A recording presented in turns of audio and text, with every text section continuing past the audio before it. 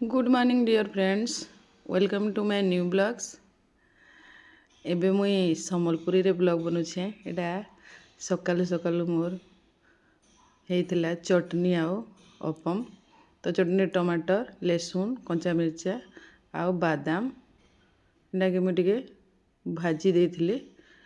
आमे मूंगफली भी कहसुँ ताके भाजी करी चोपा छोड़े देइथिली। एटा कंचा टमाटर आउ कंचा लहसुन भी थिला आउ कंचा मिर्चा आ बादाम खाली भजा ହେଇছে।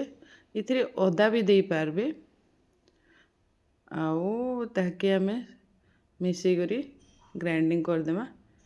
आउ आपण माने एंदा केबे केबे बनासन के ना बनन बेले थरे बनै करी देखबे केते बढ़िया लागसी जे बहुत टेस्ट लागसी।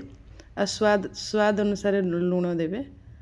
आउ एटा में देली तापरे ग्राइंडिंग करबार लगी नेली ग्राइंडिंग कली। ए देखुन चटनी केते बढ़िया लागुछे।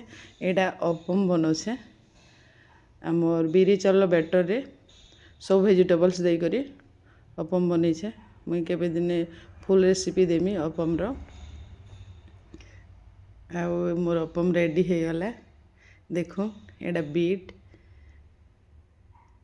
ग्रीन मटर तापरे स्वीट कॉर्न सब देके बनैछे। तापरे एटा बाबू ड्यूटी टाइम हेलान ड्यूटी बाहरी करी से एबे मोर काकी शाशु घर के जाऊे। एटा नहीं दौचे चटनी और अपम।